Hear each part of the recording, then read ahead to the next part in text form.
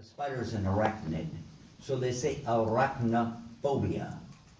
If somebody has an unnatural fear of water, it's called hydrophobia. It's also called rabies because somebody could have this thing, they can't drink water. Well, we're saying that anytime that we have a phobia, it really means that it's an unnatural thing. It's not normal. It shouldn't be like this, and that person, they need help. They either need medical help or psychological help, emotional help, or all of these. But they need help. That person that has the phobia, he needs help. So if we said Islamophobia, there's definitely help that is needed. Help is needed for this person that has it. And this is our subject. And we ask Allah subhanahu wa ta'ala that He will give us the understanding, the ability, and the patience to deal with this subject of Islamophobia. Ameen.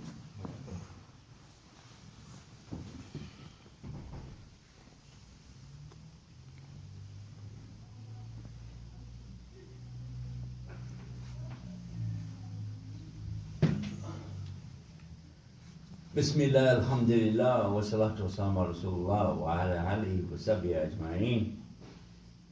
Alhamdulillah Rabbil Alameen, wa la dijal muslimin. We thank Allah, He's the one who gives the hidayah, the guidance to whomever He wills. And the greatest of gifts of Allah, God Almighty, to the human being is the guidance of understanding, the guidance of the knowledge, the guidance of practice of getting closer to Him in this life so that we can be closer to Him in the next life. So for this we always say Alhamdulillah Rabbil Alameen Huwa alladhi ja'alna muslimin. Praise be to the Lord of the worlds who gave us this gift, the gift of guidance. Allah tells us in the Quran about the value of that guidance when He tells us أعوذ بالله من الشيطان الرجيم اليوم أكملت لكم دينكم وأتممت عليكم نعمتي ورضيت لكم الإسلام دينا. The operative word here in this particular instance is the word ni'ma. Ni'ma. When it says ni'mati, this just means that Allah owns it. He is giving you from Himself His greatest of gifts. His ni'ma. What is the ni'ma He's giving? He's giving you His choice for us to do what? Islam Adina. Islam is mentioned in this verse. Deen is mentioned in this verse. Islam, Deen. Unfortunately, most translators to Urdu, to English, to Chinese, to Spanish, to French, German, and so on, they will not translate the word Islam. And if they do translate Deen, they give it the wrong meaning. Deen, they say, is religion. Deen is religion, yeah? Hold on. I want you to listen real careful what Allah said. Lakum deenakum waliya deen. Who do you say that to? Who are we supposed to say that to? Muslims? No. You're saying it to a non-Muslim, right? What if he's mulhid? Mulhid, atheist, doesn't have any religion. Can you still say lakum deenakum waliya deen? Of course. Otherwise you would say the Quran is incomplete. Didn't tell us how to deal with people like that. Everybody has a deen. Not everybody has a religion. There's nothing wrong with the Quran, nothing wrong with the Arabic. There's something wrong with the way we translate. Deen is what you do. It's not just about what you believe.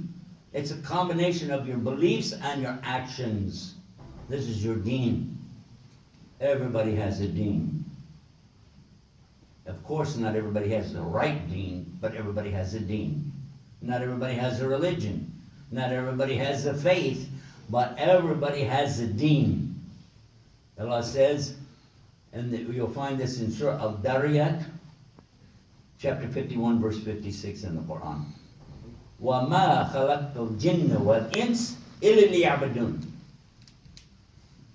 Allah is talking not only about the human beings, but the jinn too.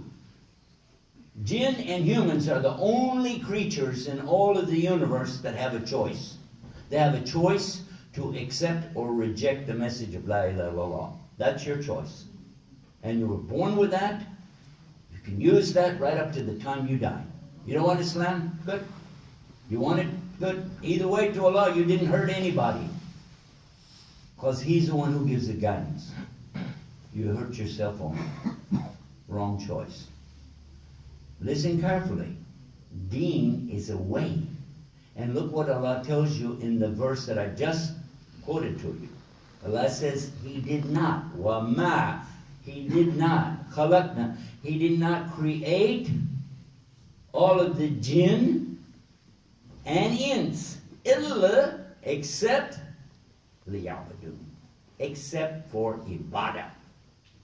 Ibadah. Now if you said, well, how does that work? It sounds like in translation, when you translate it like most people do, it sounds like, well, Allah created us to do it, but some people do, some don't, and no, hold on. Everybody is doing it. Every single human and jinn is worshiping something. Something. If he said, well, yeah, but this guy, he doesn't even believe in God at all. Nobody said they would worship God. He'll worship something. There are people out there who will dedicate their whole life to something that's absolutely worthless. For instance, somebody that's really hung up on race cars, he'd dedicate his life to it. He'll give money to build a racetrack because he wants to have racing in his community. He loves race cars. He'll buy all kinds of cars and he'll race those cars and go around there faster and faster till he kills himself. And what was he dedicated to? Race cars. So he did worship it because that's what ibadah means. What will you make yourself a slave to? Because abd is a slave. And you are voluntarily making yourself do whatever it is that you do. Therefore, you're a slave. And by the way, psychiatrists will tell us the same thing, that all of us are slaves to our desires. We all have desires. All of us want something. Urida, you want. What do you want? Actually, we'll say, I need it. We say, I need it. You need what? I need a fast car. You need a fast car. Are you an ambulance driver? Emergency technician? A fireman? Why you need a fast car? What is it that you need a fast car for? All of us, we say we need it. We need it. We need this. I need that. We need this. I need a big house. A bigger house. I need a good job. I need an education. Need. What are you saying? You're saying that Allah didn't give you what you need, and you need more. Rasul said, by the way, listen to this. We always think money will solve the problem, right? If the Muslims right now had $50 billion in this community, we could do anything, right? Of course. Actually, you couldn't do anything. Not without the help of Allah. You do nothing. Look at what the Rasul said. If the son of Adam, Beni Adam, has a mountain, Jabal, mountain of gold, he wants another one just like it. Do you need a mountain of gold? What could you do with a mountain? Can you move a mountain of gold? You can't even move it. You'd have to hire an army just to surround it to keep people from going up and shaving gold off of it, right? But then you'd have to have another army to watch that army to make sure they didn't steal it. Of course, then you'd have to hire another army to watch the army that's watching the army to keep the people from stealing the gold. And pretty soon with those three armies, they'll look at you and go, we don't need you anymore. And they'll take over the gold. True or false? Duh. I need. We keep saying we need. Now let's come back to the subject. We said Islamphobia. Because they don't know what's Islam, they're afraid of it. Whose fault is it? Whose fault is it that the people today in the world have heard about something that they don't know what it is?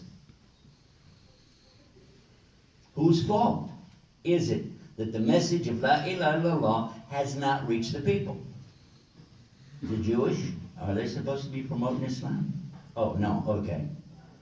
The Christians, are they supposed to be promoting Islam? No. Hindus?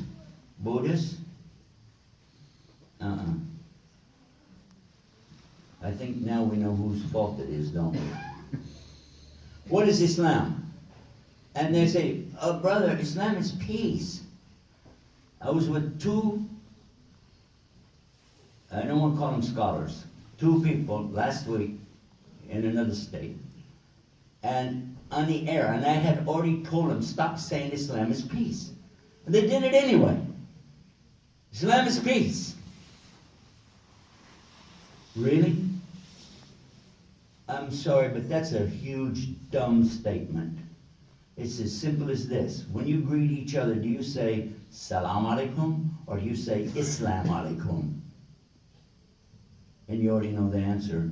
So why do you do it? Why do you tell people Islam means peace, but you greet each other with Salam instead of Islam? Do you honestly, you don't know what Islam means? Then ask somebody. Go to the scholars. Why do you make up stuff? Why do you think to take it on yourself to just decide Islam means something that you heard on the internet? Islam doesn't mean peace. If it was, it would be the same word as Salam, right? Islam is coming from a verb, aslama. That's what it comes from. And that verb has many words in English in it. One of the words, I usually don't talk about all of them because there's so many, but usually I go to 5. But today I'm going to give you 6 and I want you to think about this. First is surrender to God, Allah. Submit to God's commandments. Do what He wants you to do. Third is to obey with total sincerity. There's the 4th word, and be in peace with Allah no matter what He gives you after you do that. Wow. Surrender, submission, obedience, sincerity. Sincerity, can you force people to be sincere? No. That means nobody was ever forced into Islam, because if they were forced, it wasn't Islam. That throws out that whole story about forced conversion, Islam spread by the sword, the bombs, the suicide bombers, and blah, blah, blah. All of that goes out the window. As soon as you know what the word Islam means, you have to do full stop. Because you got the wrong idea. If you think you can push forward from your side, push Islam onto somebody, you're wrong. So many brothers, they marry a lady and they think they're going to force her to become a Muslim. Again and again and again I hear these stories. And then later she leaves Islam. Brother, she wasn't in Islam to start with. She was in His-slam, not Islam, okay? Let's get it right. Now, the last word we said, peace. You got to be in peace with Allah, because you said, I am your slave, Allah. I'm your slave. You tell me what you want, I'm going to do it. And now you did it. You tried your best. You were praying. You were fasting. You were doing all the things Allah wants you to do. But then somebody you love got cancer. Somebody you love got in a car wreck and died. Some of your relatives, somebody you care so much about. Maybe even you lost part of your hand or your foot or something in a car wreck. You have all these problems that come up. Maybe you lost all your money. Somebody robbed you. And maybe somebody lost his eyesight. Whatever. Now, are you going to blame Allah?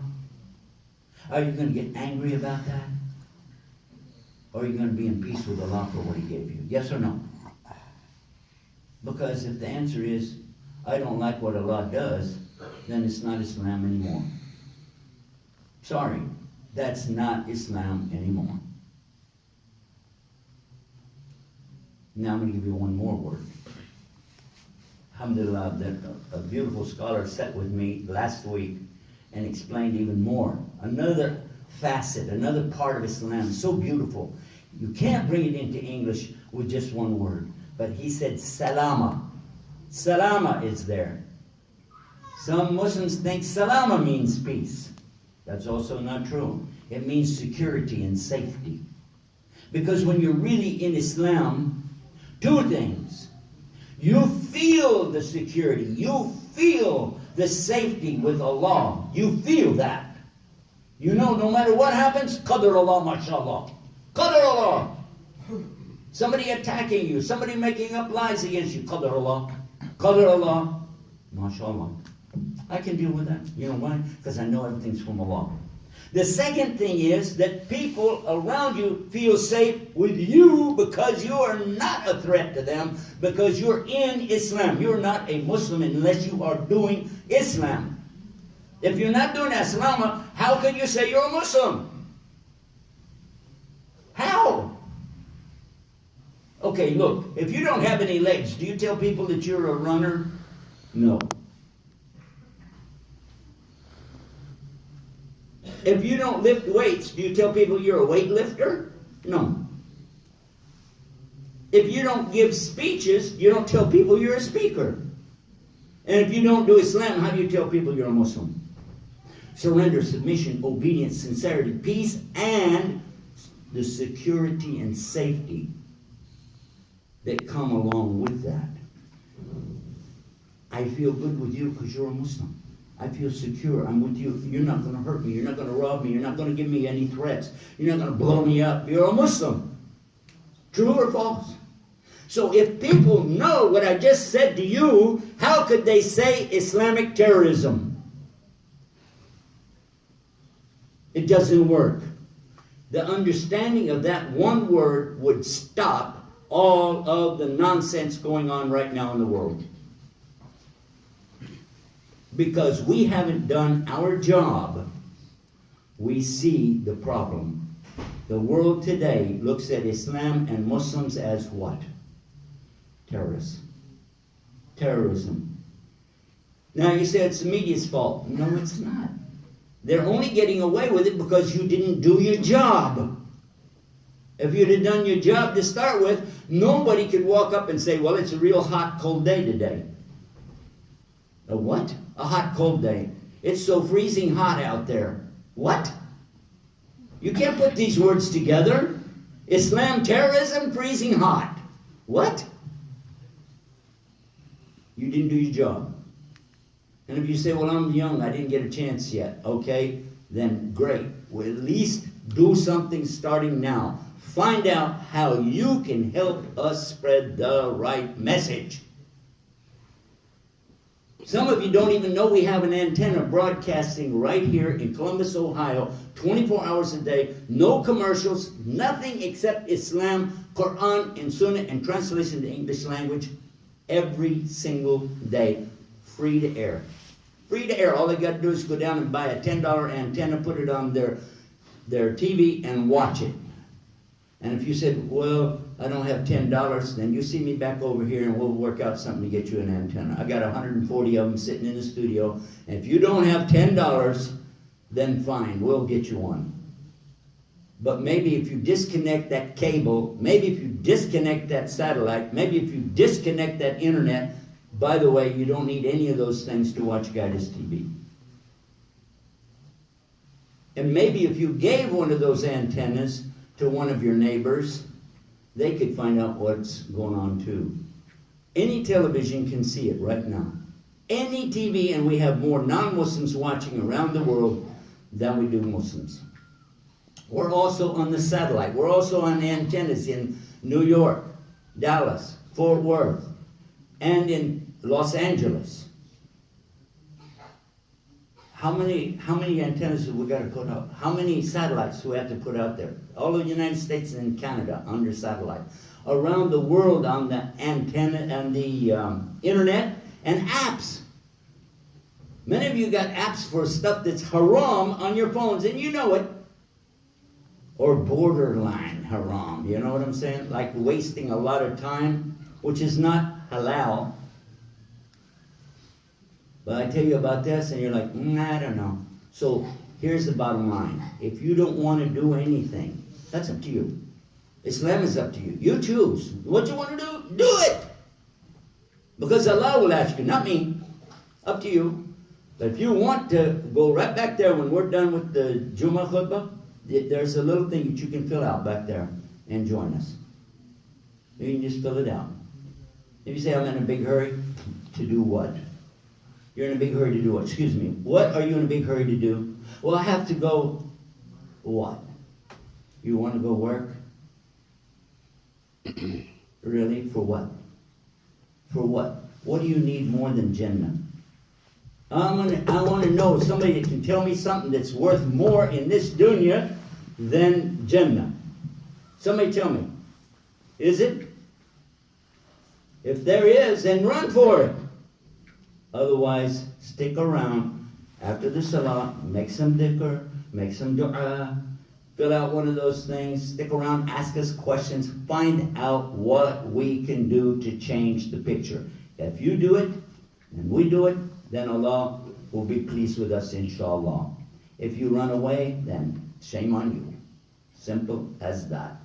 You want Islamophobia to continue, then just keep ignoring your responsibility. You want your children, you want your wives, you want your daughters to be insulted, abused, and raped out in public, just keep on going the way you're going, because you're doing a fine job for Shaitan. He's really happy with you. Oh, and show up every Jummah and shake hands with everybody and act like, hey, everything's okay. I ask Allah, Almighty Allah, to forgive us and guide us to do the right thing. Amen.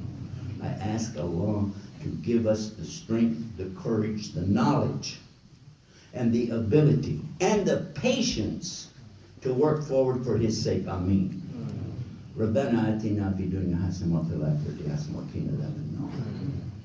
ربنا لا تزغ قلوبنا بعد إذ هديتنا وهب لنا من لدنك رحمة إنك أنت الوهاب. آمين. اللهم إني ظلمت نفسي ظلما كثيرا ولا يغفر الذنوب إلا أنت فاغفر لي مغفرة من عندك وارحمني إنك أنت الغفور الرحيم. اللهم صل على محمد وعلى آل محمد كما صليت على إبراهيم وعلى آل إبراهيم إنك حميد مجيد. الحمد لله رب العالمين. كل رجال المسلمين وكم السلام.